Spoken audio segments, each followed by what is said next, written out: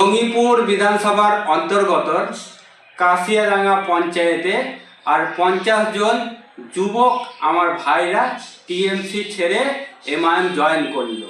আজ মুর্শিদাবাদের সংখ্যালঘু মানুষ ভোটাররা তারা জেনে গেছে মমতা ব্যানার্জি সংখ্যালঘু এলাকায় ছলনা করে ভোট নিয়ে মমতা ব্যানার্জি সংখ্যালঘু মানুষকে ঠগিয়েছে।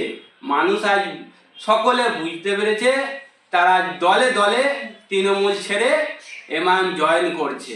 আর আগামী দিন রাজ্যে খাস করে মুর্শিদাবাদে তৃণমূলের কোনো জায়গা থাকবে না, তৃণমূল জিরো হবে। আর মুর্শিদাবাদে, মালদহ, বীরভূমে ভীম শক্তিশালী দল হয়ে উঠে আসবে। কাশিয়াডাঙ্গা অঞ্চলে আমরা উপস্থিত হয়েছি অল ইন্ডিয়া মজলিস ইত্তেহাদুল মুসলিমের পক্ষ থেকে।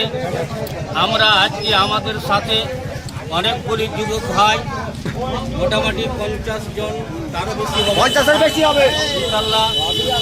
আমরা সকলেই মজলিস ইত্তেহাদুল মুসলিমের পার্টি করার জন্য সমস্ত দলকে ত্যাগ করে দিয়ে আমরা আজকে ঝান্ডা নিয়ে অঙ্গীকারবদ্ধ হিসাবে আজকে আমরা জানিয়ে দিতে চাই যে আমরা আজকে থেকে মজলিস ইত্তেহাদুল মুসলিমিন পার্টি আমরা করব।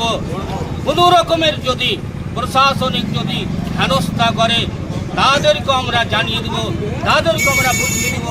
দরকার হলে মমতার প্রশাসনের বিরুদ্ধে আমরা হাইকোর্ট পর্যন্ত যেতে রাজি আছি, তবুও ভীম পার্টি থাকবে এবং আমাদের যুবক ভাইরা থাকবে। যুবক ভাইদের উপরে কোনো রকমের অন্যায় অত্যাচার আমরা সহ্য করব না। আমরা খবর পাওয়া মাত্রই সমস্ত থানাতে যাব।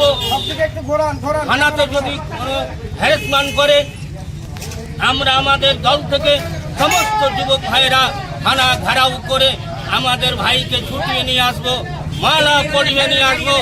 আজকে যত চক্রান্ত করেছে এই বাংলার যে ভূতবাদ মিথ্যাবাদী মমতা ব্যানার্জি, হর কদমে মিথ্যাবাদী, তার আমরা দেখতে দিতে চাই। আজকে পশ্চিমবাংলা তথা মুর্শিদাবাদ জেলা থেকে যেমন বঞ্চিত করে রেখেছে, আমরাও আগামী দিনে 26-এ মমতা ব্যানার্জিকে আমরাও মুর্শিদাবাদ থেকে সারা বাংলা থেকে আমরা উৎখাত করতে চাই। এই অঙ্গীকার বদ্ধ হিসাবে আজকে মিম পার্টির আমরা ঝান্ডা উত্তোলন করলাম। জয় মিম, জয় মিম, জয় মিম, জয় মিম। হ্যাঁ, ভিডিও